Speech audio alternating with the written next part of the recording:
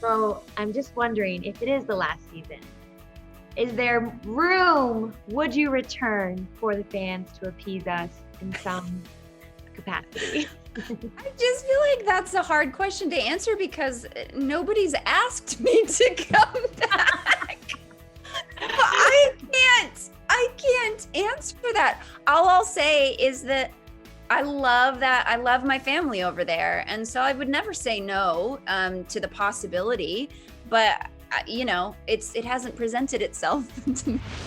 Well, Sarah, it's so good to see you. I wish it was in person, but it's good to see you over Zoom, at least. To see you too, Katie. I did see that you were posting about your kids doing The Greatest Showman, so I just want to know how that actually came about, and how do you feel having your kids kind of follow in your acting footsteps? Well, okay, so we started doing these backyard movie nights where the families sat in pods 6 feet apart, and we just would do this kind of community building thing. And one of the movies we watched was The Greatest Showman with all the neighborhood kids.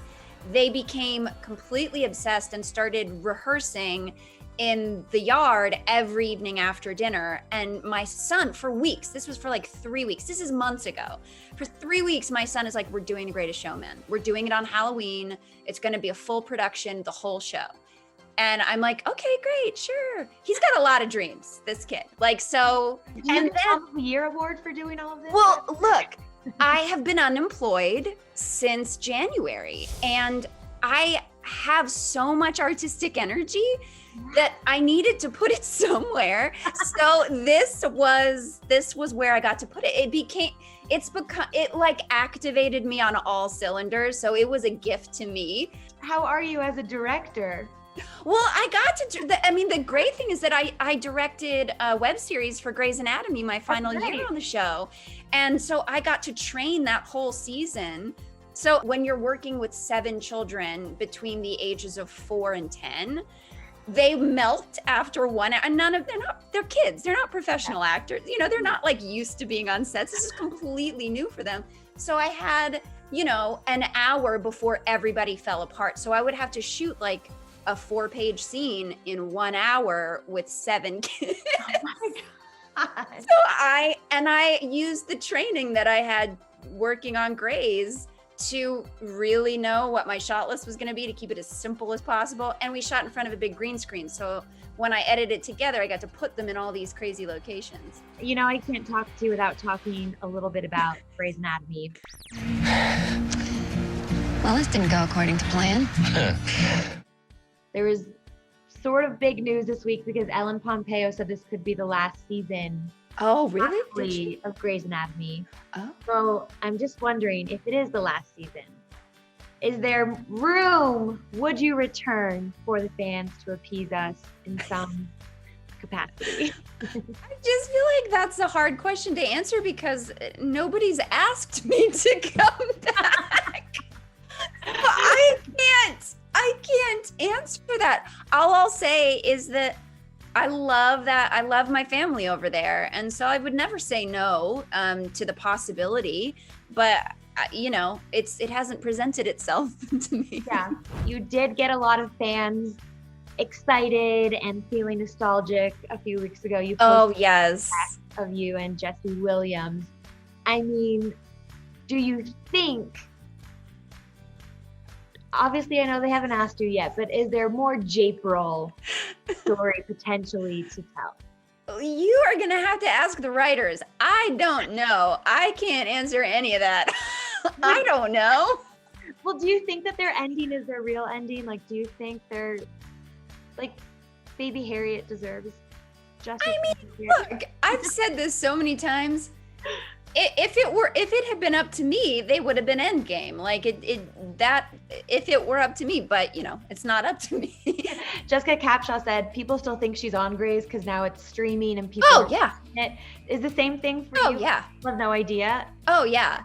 Oh yeah, for sure. Like, I love you on that show. I'm like, that. Thank you. Oh, that happens all the time. That happens all the time. I mean, not now that we wear masks and no one can recognize us anywhere we go. But yeah, what I love about that is I love that I will always be on Grey's. Like, do you know what I mean? Like, it's always going to be a part of my life. It's always going to be a really important piece of my career, and a really beautiful point of reference for fans. And I love that. I love that my character brought so much laughter and joy and tears and drama and made people think and wrestle with big questions. Like, and knowing that, you know, especially during this pandemic, I'm on Cameo, which I've loved doing because it's so many young girls, like so many 13, 14, and so many of them are inspired to go into the medical profession. And so many of them started watching during the pandemic and have like watched the entire series 4 times. And like that's like, you know, I get the request from a parent saying she has been watching this every day since the beginning of the pandemic. And it's beautiful. It's beautiful to have had the chance for the years that I got to be on that show, to participate in something that's so well loved, so far reaching, and so evergreen. You know, it's a privilege. It really is. I love that. My heart feels so happy right now. Will you let your kids watch the show, or have they watched I mean, eventually. It's just a little too grown up for them. My son can't handle a drop of blood, a drop. So I don't think that would work out. He can't look at blood, and he can't see mom kissing in Hallmark movies. Certainly not. You're just amazing. You're so wonderful. I feel like you're just the best. Oh, Katie. No, you are. I always feel so happy after I talk to you, and I'm like, learn something. But you are wonderful. This movie was so good, so I'm so excited. It's such a treat. I can't wait for people to see it. I didn't expect to bump into you again. I'm sorry to disappoint. Did you actually learn to play violin? I had a 1-hour session every single day for my entire Christmas break, because when we went back to Bucharest to shoot all the stuff, interior stuff. So that's when all my violin playing was happening. I had an hour-long session with the composer, who also plays the violin in the movie, you know, for the soundtrack. And she worked with me for an hour every single day, and I practiced for 3 hours every single day. So I was practicing for 3 hours plus working with her for an hour every day of my Christmas break. It was 2.5 solid weeks leading up to when we left to go to Bucharest. So I memorized exactly what string I needed to be up on for every single note, and whether I was bowing up or bowing down. And then obviously this hand was like, I just knew kind of what part of the bar it needed to be on. That's not even the right word, because whatever, but it doesn't matter. But even just getting the motion correct so that you're not bouncing your string all over, it was so hard. I have never been more stressed out about anything I've had to do for any acting job in my life. Can you play the violin now? Like, could you play? No, I don't. Well, I by the end of it, I would hit a note or two that were correct. Okay. But if I really wanted to, I could probably learn, but it is hard. So hard just to learn how to fake it. I just was really committed. I was like, anybody who plays any music, if I don't look like I know what I'm doing, it'll take them right out of the movie. And I don't want anyone to be taken out of the movie. You look like a professional to me. That's why I was like, did you actually learn to do that? And I had a double. So when you're looking at me from behind, that was my double playing. But the thing about playing violin is when they're on a close-up, like you could play piano down here and like jam and you don't see anything. But when you're here, it's right next to your face. Like your bow is right next to your face. So I had to look like I knew what I was doing for all the moments that they came in tight on me. So I learned all of the songs. Wow. I mean, not learned like you wouldn't want to listen to me play it because they're not the right notes, but I'm going in the right direction anyway. Well, your parents do sound great.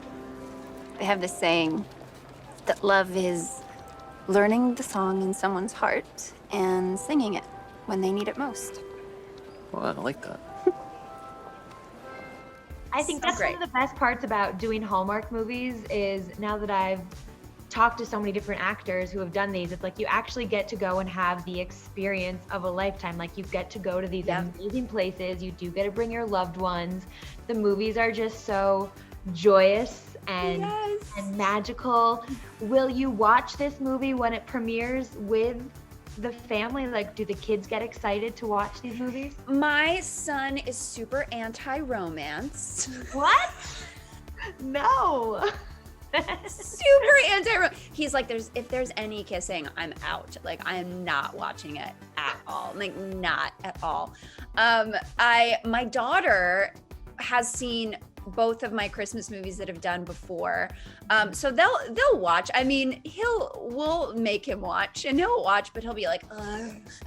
He's like, Mom, Where are the spaceships and the blasters and the spies? you have a lot to celebrate though, because you have a new show that you are going to go film.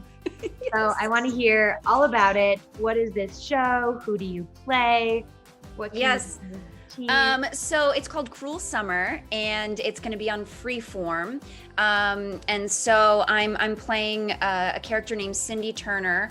The show focuses on these two teenage girls, Jeanette and Kate, and I play Jeanette's mom. And it takes place on one day in 1993, 94, and 95. And in each of these years, things have changed dramatically for both of these girls. And each episode, you flip back and forth between Jeanette's perspective and then Kate's perspective.